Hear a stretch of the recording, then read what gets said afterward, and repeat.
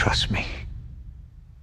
One last time. For nearly 30 years, the stunts and action sequences of Mission Impossible have been synonymous with big screen spectacle. And, as expected, the franchise's newest entry finds Tom Cruise's alter ego, Ethan Hunt, risking life, limb, and the fates of millions, this time in pursuit of stopping the Entity, the evil AI introduced in 2023's Mission Impossible Dead Reckoning Part 1. But, the way I see it, its sequel, which stopped being Dead Reckoning Part 2 sometime in the last couple of years, it might be trying a little too hard to top the IMF's greatest hits. I'm Clint Gage, and this is my review of Mission Impossible: The Final Reckoning.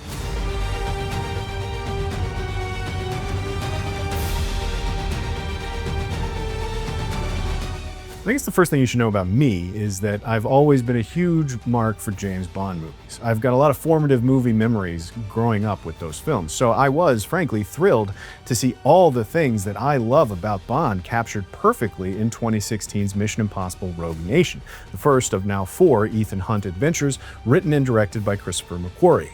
There's a lightness to that film that lets Tom Cruise wink and nod at us while also hanging off the side of an airplane. At the same time, it smoothed off some of the more cartoonish edges that Brad Bird's admittedly super fun Ghost Protocol played with, and left behind a more grounded approach, if there is such a thing, when you're dealing with an underwater computer turbine heist.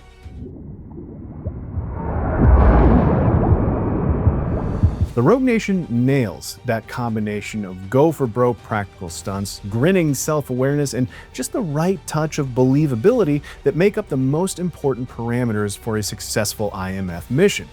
Fallout nails it just slightly less, and I think Dead Reckoning misses by a wider margin, but the Final Reckoning, unfortunately, has gone a little farther afield.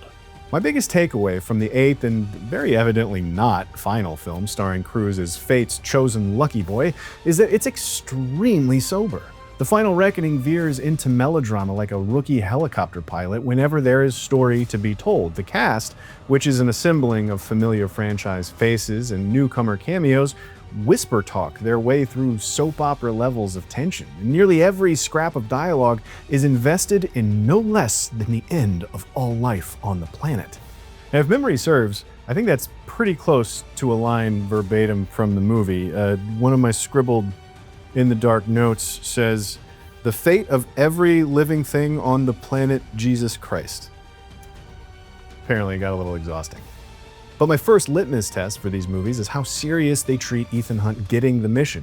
Rogue Nation was a flirty encounter at a record shop. Fallout's knock on the door woke him up from a dream where a nuclear blast interrupted his wedding. And Dead Reckoning was some kind of dramatic poetry slam with the IMF oath and a new recruit. The Final Reckoning features a lo-fi delivery method thanks to the Entity's infiltration of all things digital, and it's honestly kind of fun. But the message is just the most dire and serious thing. This is a story point introduced by Dead Reckoning, the Entity as a villain capable of literally every bad thing imaginable, like a laundry list of vague shorthand threats that any one of which could have been enough to carry a movie.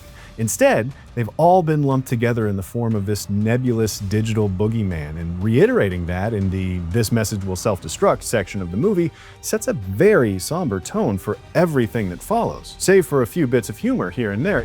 The Kremlin bombing? In fairness, the bomb was actually meant to kill him. This explains the handcuffs. It's still not clear why he's here. It's never shaken, or stirred, for that matter, if I can close out that James Bond thread. I'll also say that absurdly astronomical stakes are one of the biggest issues with the Final Reckoning, weirdly enough. A good old-fashioned nuke or biological weapons, those live in Mission Impossible's sweet spot. Life and death at a massive scale, while also real enough to be relatably scary for us out here in the audience. But all life on planet Earth is just too much to plausibly wrap your head around, particularly with how serious everyone takes everything else compared to, say, Rogue Nation or Fallout. Now, I know I keep veering away from the Final Reckoning and back into the rest of the franchise, but for better or worse, this is a Part 8 that's very aware that it's a Part 8. You can't call a movie The Final Reckoning without delivering some degree of, well, finality, and oh boy does this one try. This movie's determination to tie every piece of the last 30 years worth of missions into one neat bow is, it's really something. And it's not merely planting Easter eggs from earlier films so much as it is picking entire story points. Largely unnecessary story points, I would argue. It's a nice nod to the diehards, but when you consider the nearly 3-hour runtime and the relative lack of importance these moments have to the overall movie, I'm really not sure what McQuarrie and Cruise were trying to accomplish. Now, this is all to say the Final Reckoning is impossible to review out of the context of the other 7 Missions Impossible, which is why I keep recapping my feelings for the whole franchise. And you really think we can do this? We're going to do it. One of the callbacks that I really did enjoy, though, is a guy that we've seen in the trailers for The Final Reckoning, William Donlow, the poor bastard working in the CIA Black Vault, whose nose Ethan stole the knock list out from under way back in the 90s. His part in The Final Reckoning is spot on. He's a meaningful character for Ethan and the IMF to encounter, who also speaks to the themes of the movie, that our lives are the sum of our choices. He's fun, which is in short supply here, and I would have loved it if he'd have been the only little bit of retconning this movie tried to do. Now, the knife thing, which is another bit that we've seen in the trailer, it got a legitimate pop in my theater, a little bit of applause, and it kind of snapped me out of it. It had me rethink my whole feeling about why Donlow was there in the first place. Oh my God.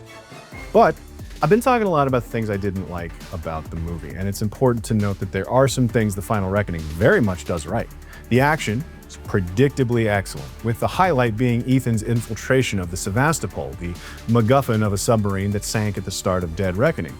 It's an incredibly tense and intricate, claustrophobic sequence and all the other nail-biting things you want from a thriller.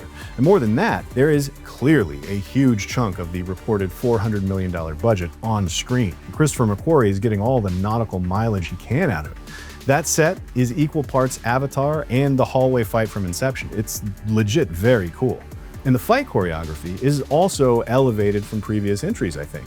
As other countries are sending their most special forces after the same prize Ethan is after, they start running into more highly skilled combatants. The fights are a little more brutal and legitimately feel like the IMF could lose. And at this point in the franchise, that is a difficult tightrope to walk. And McQuarrie and Cruise deserve a lot of credit for walking it. They also deserve a fair bit of credit for bringing the team together again. I felt that was one part of the Mission Impossible formula that was a little absent from the last film. But the climax of The Final Reckoning gives every team member a job. It's reminiscent of Fallout in that respect, and very important for the IMF because it's just less fun when Ethan is running around doing everything himself. Saw them in the hallway a few minutes ago. You could have said something sooner. Well, they were chasing you, not me. An abiding trust in his team is part of Ethan's allure, in addition to being, as Shea Wiggum's Jasper Briggs puts in Dead Reckoning, a mind-reading, shape-shifting incarnation of chaos. But also, in regards to the film's final act, one thing that the filmmakers and the studio should get credit for is avoiding the big marketing blitz around the movie's signature stunt. As of this review's publishing, there is no extended featurette breaking down in gory detail the logistics of the biplane sequence. With Dead Reckoning, I was so familiar with that motorcycle jump, it really didn't have much of an impact on me 2 hours and change into the runtime of the movie. If anything, it made the CGI part of the cliff look even faker because I knew that it was a ramp, and I knew what the ramp looked like. The spectacle of it, the entire purpose of shooting it in IMAX was frankly wasted on YouTube before the movie even came out, and they did not do that here. So the climactic biplane sequence is great. It's thrilling in parts, funny in others, and most importantly, all the effort and planning that goes into that stunt, you can just enjoy it on the big screen. It shows up. The only question I have about it is, would The Final Reckoning be a worse movie on its own if it were a stunt double walking out on the wing of that plane instead of Tom Cruise? Or would it just have one less interesting thing going for it? But a lot of how I feel about this movie, though, it comes down to that subtitle, The Final Reckoning. It can't be officially final with the way that it ends, and I don't think there are any of us who believe Tom Cruise is done risking his life for our entertainment. So it's either the best subtitle for this movie or the worst. Maybe they completely missed the mark on the final part of that equation, and it's not a representative title at all. Or maybe its not entirely successful attempt at tying a neat and all-encompassing bow is the final reckoning for the franchise and the path it laid out across 8 movies. From a real-world perspective, maybe a messy and self-serious capstone to an otherwise iconic franchise is exactly what they deserve, and it's a perfect subtitle. For my part though, again, because I'm a big fan of this kind of movie, I'm rooting for the latter.